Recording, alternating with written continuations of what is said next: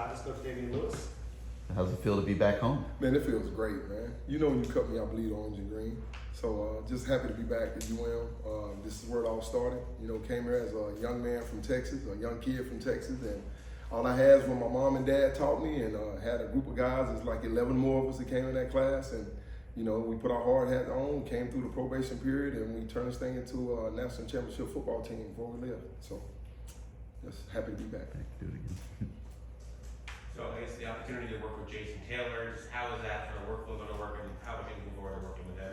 Well, I'm excited about it because Jason played 15 years. He's a gold jacket guy. You know, he's coached high school ball before he got here, so he's well versed in how to handle and work with kids.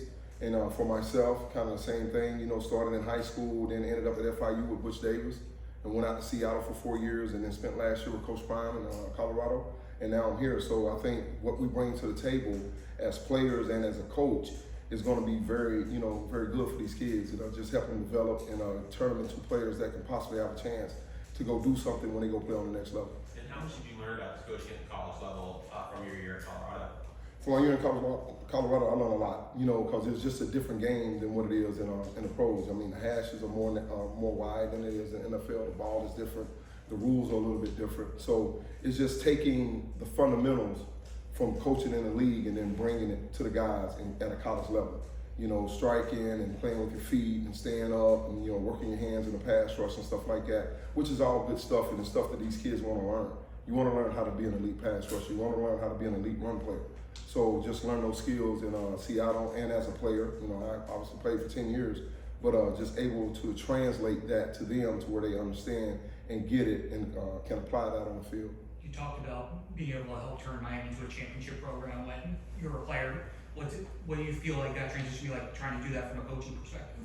It's going to be the same thing. It's always the same. It's mindset over matter. You know, obviously we have a tradition here. We have a culture here that started long before these kids were born.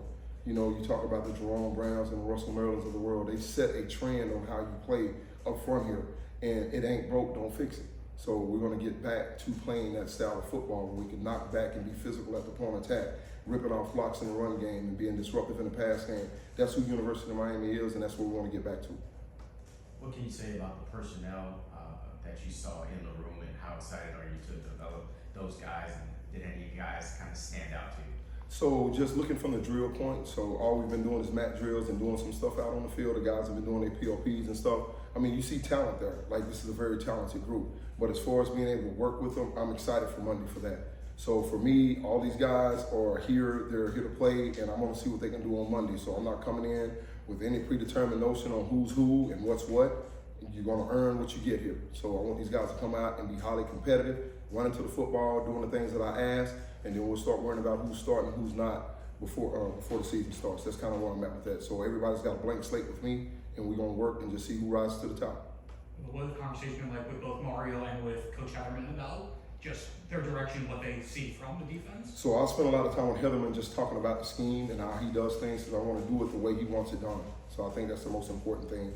So just making sure that we're executing the way that he wants it executed, and then we'll just go from there, because I'm kind of learning the scheme as well. I mean, I've just been here just 2 weeks. It'll be 2 weeks Wednesday. So I'm just catching up and learning everything as it goes, and able to apply what I'm learning in the meeting rooms, so be able to take it to the kids in their meeting rooms and make sure they're doing things right. When it comes to recruiting, what kind of guys are you looking to recruit? Man, I'm looking for dogs, man. I'm looking for guys that's twitchy, you know, that's strong at the point of attack, you know, aggressive in nature and the way they play, and just showing some pass rush ability, because, you know, that's something that you're going to have to teach every day anyway. But just guys that play with a high motor, and guys that are physical and tough and show that toughness every snap. You know, I look, if a guy gets caught on a play, if he comes back the next play and try to jack somebody up, that's the kind of guys I'm looking for. I'd rather coach them down instead of having to coach them up. You know what I'm saying? So those are the players we're looking for. You overlapped with Mario when he was a GA and you were a player. Just what you remember about your guys' relationship then? Just what's it like seeing how he's on his coaching trajectory to get to where he's Mario's always been amazing. I mean, when he was here as a GA, he coached hard. You know, you heard him out on the field coaching the offensive line. And when we're on the defense side of the ball, you're here getting on guys and stuff like that. Like, that's what it's all about. You know, he's trying to get the absolute very best out of the players. And then to come here and see how he is now and how he addresses the team, it's the same way. Like, he had a speech the other day that just kind of gave me goosebumps. You know, just talking about guys being physical and being dominant in the way they play and how they approach the game. It's just amazing because there's stuff that we heard back in the 90s with Butch Davis and all those guys. So just seeing like he's just a chip off the old block, you know. So that's Mario. And Mario's always been a great coach. He's always been a hell of a player when he was here as well. So, you know, he's bringing that attitude, bringing that tenacity to the football team, and I'm on board with that all day. You coached with Hall of Famer Warren Sapp at Colorado. What was his reaction when you told him you was coming back home to your alma mater, Coach? It was great. Me and Sapp got extremely close in Colorado, so it was always love. And it's the same thing with everybody. Even talking to Coach Prime and the whole coaching staff, you know, they were more than supportive of me making this move. You know, this is an opportunity for me to come back to my roots, and everybody saw it that way. You know, really great people up there. You know, I got all the utmost respect for Coach Prime that I could possibly have, and Sapp the same thing. You know, Sapp, we talked for about 30 minutes after I told him I was coming here. He's like, I got it, I'm gonna hold down the fort here in Colorado, and you go do your thing, we'll show them how we did it up here. You know, and that's just what it is, because we thought we had a good role with those guys. We took an average, talented defensive line and finished the college season with 39 sacks and a ton of TFLs. So we were ranked in the country in those categories, and that's the same thing we're trying to do here, so, yeah.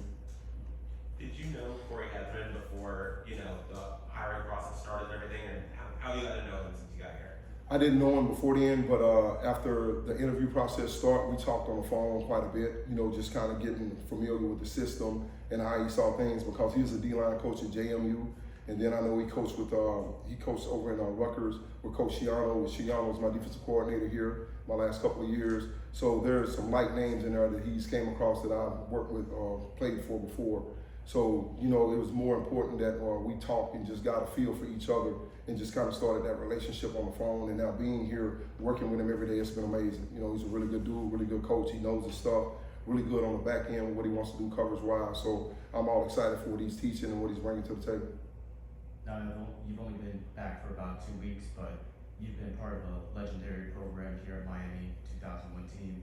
What are some of the similarities that you see in culture from that team to this one? That's a good question. So what you see is guys that want it.